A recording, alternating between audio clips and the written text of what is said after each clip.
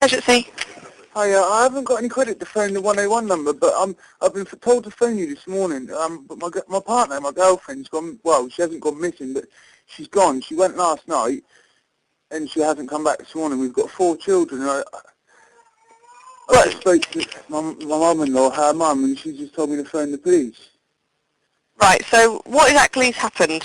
I don't really know. I've been trying to rattle my mind, trying to think where she'd go, what she'd do. I haven't got any credit on my phone. I can't phone anybody. I've got 4 children in the house. I need to get them all ready and go to the shop. It's freezing cold. Right. Where was she last night?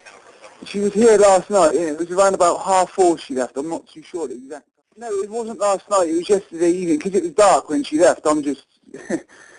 my mind's all over the place trying to think. Yeah, what I'm asking you is where she went. When she went out, where did she go? I don't know. She didn't tell me. Right, so it wasn't a planned thing. She wasn't on a night out with some friends? Oh, no. She doesn't go out. She doesn't drink. She doesn't... We're like family, a couple, living couples. What's the matter? So there's something you're holding back? No, I'm trying to think what it'd be. They haven't spoke for months, but I'm trying to make sure my kids are alright, because they're all in the front room. I've got a 1-year-old, 2-year-old, 4-year-old and 6-year-old. Right, okay. What's your girlfriend's name? It's Samantha Henderson. Samantha Henderson?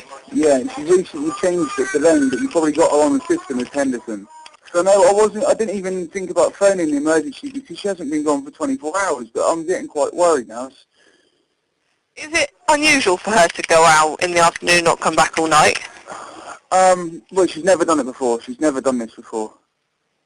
In the whole, like, three and a half years we've been together nearly, she's never done it. She's gone off and she's gone for a couple of hours and she'll come back and she might be alright, but it's never done like overnight. And right, so when she left yesterday, what was said beforehand?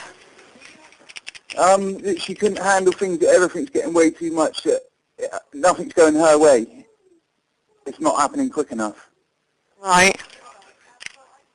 But I've been trying to rattle my brain all night last night. And okay, so you two didn't have a row exactly, but she was really down yesterday. No, we haven't had a row. We didn't row at all. In 2015, Dominic Isom called 999 to report his fiancée Samantha Henderson missing.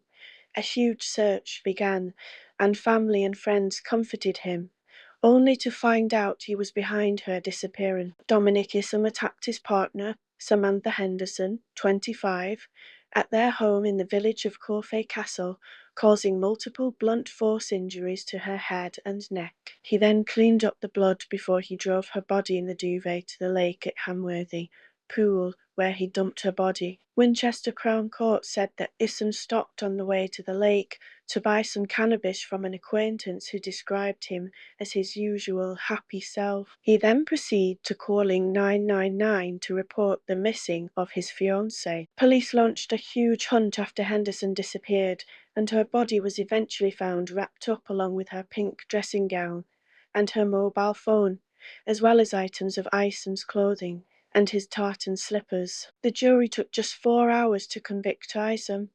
There were gasps from the public gallery as the verdict was returned and Isom wept. I am Laurie QC. Prosecuting, said the couple, who had cancelled their wedding a month previously, had a fractious and jealous relationship, which led to arguments, mostly regarding previous relationship. He said that Henderson had taken medication for depression in the previous year, and added that she had wanted to have a 5th child.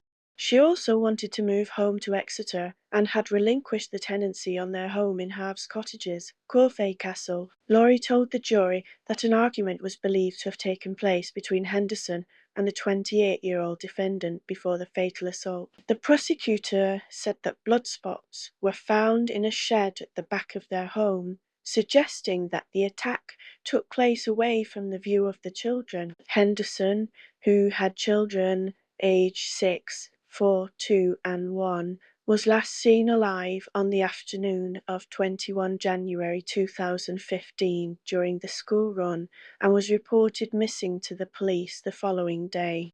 Her body was found by police search dogs on 30 January. Laurie said considerable efforts were made to hide her body. He said, Miss Henderson's body was wrapped in both a plastic sheet and a child's duvet cover. The duvet and its contents were held together with large straps and weighed down with stone slabs, besides other metal items. The bundle also contained some of Mr. Isom's clothes, including his slippers. Once the bundle was completely unwrapped, it became clear that considerable efforts had gone into preparing the bundle. Isom tried to cover his tracks after he had killed her by leaving messages on his partner's phone and appealing for her to return via WhatsApp saying, "Sam, where are you?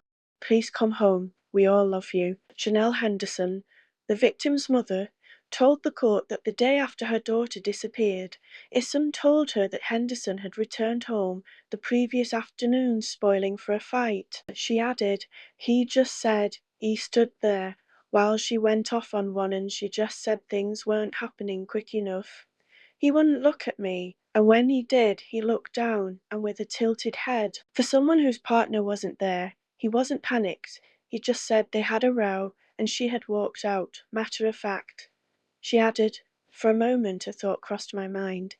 He's put her in the back of that car." Describing her daughter, Henderson said, "She was very loving towards people, very generous.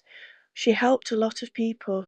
She was very loving and caring towards her family. She was very family orientated." Isom had claimed his partner hit her head on the corner of their shed during a struggle. He admitted disposing of her body, but denied murder. Isom was jailed for life and told he would serve at least 17 years before being considered eligible for parole. The court heard that Isom had 20 convictions for 36 offences, including GBH assault, theft and driving while disqualified in 2010. He was jailed for 3 years for attacking a man with a golf club at Poole railway station, which left his 21-year-old victim with collapsed lung and fractured rib.